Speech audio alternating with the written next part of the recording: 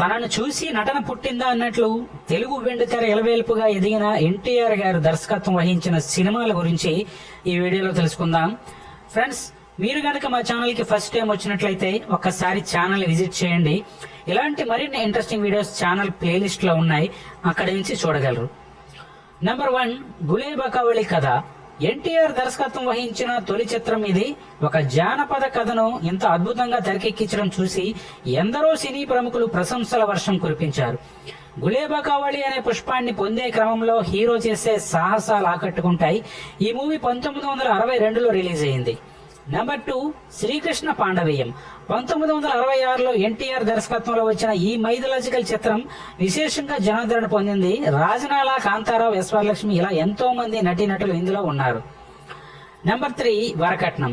1969లో వచ్చిన ఈ మూవీతో కూడా దర్శకునిగా ఎన్టీఆర్ మరోమారు ప్రూవ్ చేసుకున్నారు. చక్కటి సోషల్ మెసేజ్ తో వచ్చిన ఈ మూవీలో ఎన్టీఆర్ తో పాటు కృష్ణకుమారి, సావిత్రి గారు నటించడం జరిగింది. నెంబర్ 4, సీతారామ కళ్యాణం. దీనికి కూడా 1969లోనే డైరెక్ట్ చేశారు ఎన్టీఆర్. ఇందులో రావణాసురుడుగా ఎన్టీఆర్ నట బీభత్సం అంటే ఇది అని చూపించారు. నెంబర్ 5, తల్లా పెల్లామా. ఎన్టీఆర్ దర్శకత్వంలో 1970లో వచ్చిన ఈ మూవీలో ఎన్టీఆర్ సరసన చంద్రకళ నటించగా టైటిల్ కి తగ్గట్లుగా చక్కటి మెసేజ్ తో మూవీని కొనసాగించారు. నెంబర్ 6, తాతమ్మ కళ. 1974లో వచ్చిన ఈ మూవీలో ఎన్టీఆర్ తో పాటు బాలకృష్ణ, హరికృష్ణ నటించారు. భానుమతి గారు మరో ప్రముఖ పాత్ర పోషించారు. నెంబర్ 7, చాణక్య చంద్రగుప్త. 1977లో ఇది బాక్సాఫీస్ వద్దకు దూసుకొచ్చింది. చాణక్యుడిగా ఏఎన్ఆర్, చంద్రగుప్తుడిగా ఎన్టీఆర్ నటించారు. అయితే మూవీ ఆశించిన ఫలితాన్ని ఇవ్వకపోయినా ఏఎన్ఆర్ లోనే నిగూఢంగా దాగి ఉన్న మరో యాంగిల్ ని బయటకు తీసి దర్శకునిగా ఎన్టీఆర్ విజయం సాధించారని చెప్పొచ్చు. నెంబర్ 8, ఇక ఇదే ఏడాదిలో వచ్చిన బ్లాక్ బస్టర్ మూవీ దానవీర సూరకర్ణ. ఎన్టీఆర్ తన దర్శకత్వ ప్రతిభను మరోమారు చాటారు. కర్ణుడిగా, దుర్యోధనుడిగా, శ్రీకృష్ణుడిగా ఎన్టీఆర్ ఏ పాత్రకి ఆ పాత్రే సాటి అనేలా నాకు మరెవరు పోటీ అన్నట్లుగా నటించారు. బాక్సాఫీస్ కుంభస్థలంపై కూర్చున్నారు. నెంబర్ 9, 1978లో వచ్చిన శ్రీరామ పట్టాభిషేకం. ఎన్టీఆర్ రాముడిగా, రావణుడిగా స్వీయ దర్శకత్వంలో వచ్చిన ఈ మూవీ ఆశించిన ఫలితం రాబట్టలేకపోయినా రావణాసురుడిని మలిచిన తీరు అద్భుతం.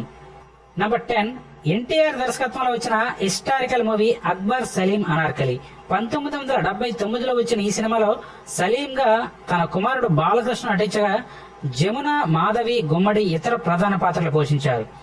నెంబర్ 11, శ్రీమద్ విరాట్ పర్వం. మహాభారతంలోని విరాట పర్వం ఆధారంగా ఎన్టీఆర్ ఈ మూవీని రూపొందించారు. ఇది 1979లో రిలీజ్ అయింది. ఇందులో ఎన్టీఆర్ 5 విభిన్న పాత్రల్లో కనిపిస్తారు.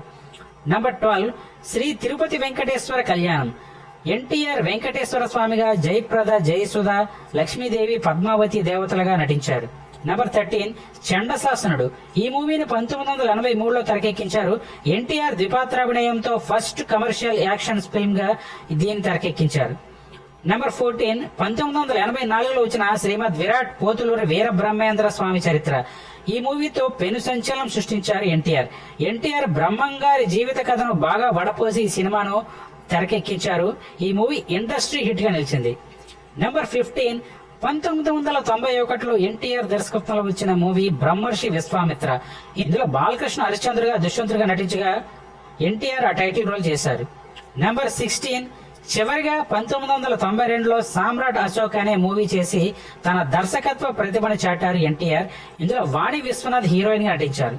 మరి ఇదండి ది గ్రేట్ నట సార్వభౌముడు ఎన్టీఆర్ గారు దర్శకత్వం వహించిన సినిమాలు. కెరీర్ పరంగా హీరో కృష్ణకు తగిలినన్ని ఎదురు దెబ్బలు మరో హీరో ఎవరికైనా తగిలి ఉంటే పరిశ్రమలో అడ్రస్ లేకుండా వెళ్లిపోయేవాడు. కృష్ణలో ఓ విధమైన తెగింపు ఉంది, ధైర్య సాహసాలు ఉన్నాయి, మంచితనంతో పాటు మొండితనం కూడా ఉంది, అన్నింటికీ మించి మానవత్వం ఉంది. ఇవన్నీ మూర్తి భవించిన అరుదైన వ్యక్తి సూపర్ స్టార్ కృష్ణ ఒక్కరే. మంచితనమే కృష్ణను కాపాడుతుందని ఆయన నిర్మాతలు చెప్పేవారు.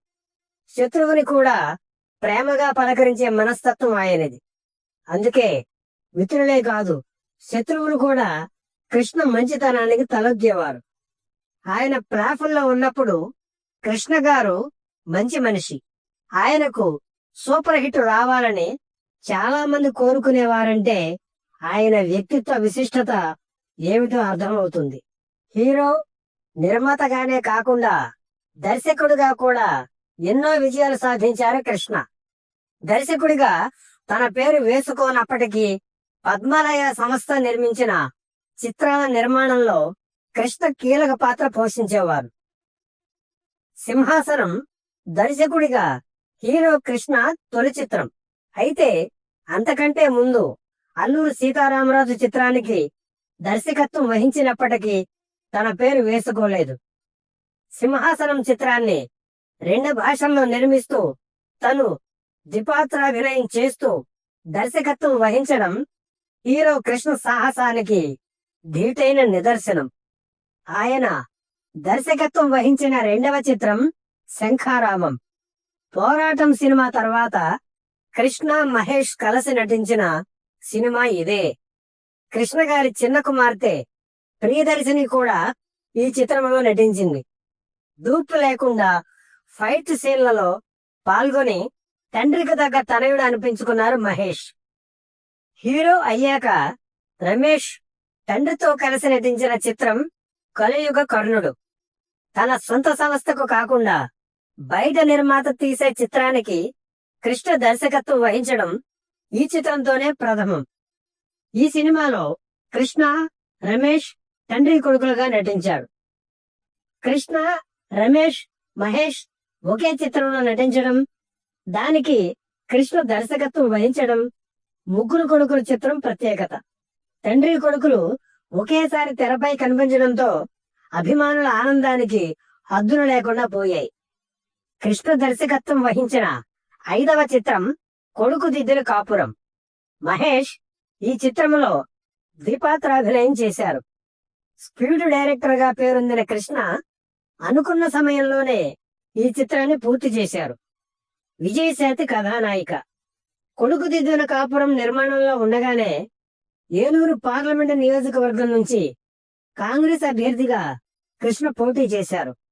అక్కడ ప్రచారానికి వెళ్ళినప్పుడు నేను ఎంపీగా గెలవడం తథ్యం, కొడుకు దిద్దిన కాపురం శతదినోత్సవం ఇక్కడే చేస్తాను అని చాలా కాన్ఫిడెంట్ గా కృష్ణ అక్కడి ప్రజలకు చెప్పారు. ఆయన నమ్మకమే గెలిచింది. ఇచ్చిన మాట ప్రకారం 1990 జనవరి 28న ఏలూరులో కొడుకు దిద్దిన కాపురం చిత్రం ఫంక్షన్ ను ఘనంగా జరిపారు కృష్ణ. ముఖ్యమంత్రిగా అధికారంలో ఉన్న ఎన్టీఆర్ పై హీరో కృష్ణ ఎక్కుపెట్టిన సినీ అస్త్రాల్లో రిక్షావాలా చిత్రం ఒకటి. కృష్ణ దర్శకత్వం వహించిన ఈ చిత్రంలో రాధ కథానాయికగా నటించారు. కృష్ణ, మహేష్ కలిసి నటించిన మరో చిత్రం అన్నా తమ్ముడు. ఈ చిత్రానికి కృష్ణ కుమార్తెలు పద్మావతి, మంజుల నిర్మాతలు. మహేష్ ను హీరోగా ఎలివేట్ చేసే ఈ చిత్రానికి కృష్ణ దర్శకత్వం వహించారు. హీరో కృష్ణ తను నటించకుండా కేవలం దర్శకత్వం వహించిన చిత్రం బాలచంద్రుడు. మహేష్ చైల్డ్ ఆర్టిస్ట్ గా నటించిన చివరి చిత్రం ఇదే. సోషియో ఫాంటసీ కథాంశంతో రూపుదిద్దుకున్న నాగాస్త్రం చిత్రానికి కృష్ణ దర్శకత్వం వహించాడు. చిత్రంలో ఆయన సరసన విజయశాంతి నటించాడు. ఈ చిత్ర నిర్మాణ సమయంలోనే విజయశాంతి నటించిన కర్తవ్యం చిత్రం విడుదలైంది. లేడీ అమితాబుగా ఆమెకు కొత్త ఇమేజ్ ఏర్పడింది. మరో విషయం ఏమిటంటే కృష్ణ నటించిన ప్రజల మనిషి, కర్తవ్యం చిత్రాలు ఒకే రోజున విడుదలయ్యాయి. మా సినిమా కంటే మీ సినిమానే బాగుంది అని విజయశాంతితో కృష్ణ చెప్పడం ఆయన బోళాతనానికి నిదర్శనం. 1991లో ఏర్పడిన మధ్యంతర ఎన్నికల వాతావరణంలో ఎన్నికల బరిలోకి దిగిన కృష్ణంరాజు ప్రధాన పాత్రలు పోషించిన చిత్రం ఇంద్రభవనం. కృష్ణ దర్శకత్వం వహించిన ఈ చిత్రంలో హీరోయిన్ గా మొదట దివ్య భారతిని అనుకున్నారు. కానీ ఆమె ఆకస్మిక మరణంతో మీనాను ఎంపిక చేశారు. హీరో కృష్ణ, విలక్షణ నటుడు మోహన్ బాబు హీరోలుగా నటించిన చిత్రం అల్లుడు దిద్దిన కాపురం. కాంగ్రెస్ పార్టీకి చెందిన కృష్ణ, తెలుగుదేశం పార్టీ మద్దతుదారు మోహన్ బాబు 1991 ఎన్నికల వేళ కలిసి నటించడం ఆ రోజుల్లో చర్చనీయాంశం అయ్యింది. కృష్ణ దర్శకత్వం వహించిన ఈ చిత్రం పెద్దగా ఆడలేదు. కృష్ణ దర్శకత్వం వహించిన 11వ చిత్రం రక్త తర్పణం. నాటి ప్రధానమంత్రి రాజీవ్ గాంధీ అకాల మరణంతో ఆయనకు నివాళులు అర్పిస్తూ ఈ చిత్రం నిర్మించారు కృష్ణ. హీరోగా, విలన్ గా నటిస్తూ కృష్ణ దర్శకత్వం వహించిన చిత్రం మానవుడు దానవుడు. అమితాబ్ తొలి క్లాప్ ఇచ్చి ఈ చిత్రం ప్రారంభించారు. రమ్యకృష్ణ, సౌందర్య కథానాయకులుగా నటించారు. హీరో కృష్ణ ద్విపాత్రాభినయం చేస్తూ దర్శకత్వం వహించిన చిత్రం పండంటి సంసారం. కృష్ణ మనవడు మాస్టర్ అశోక్ ఈ సినిమాలో కృష్ణ తనయుడుగా నటించాడు. తెలుగులోనే కాదు, 2 హిందీ చిత్రాలకు కూడా కృష్ణ దర్శకత్వం వహించారు. ఒకటి సింహాసన్, మరొకటి ఇష్క్ హై తుమ్సే.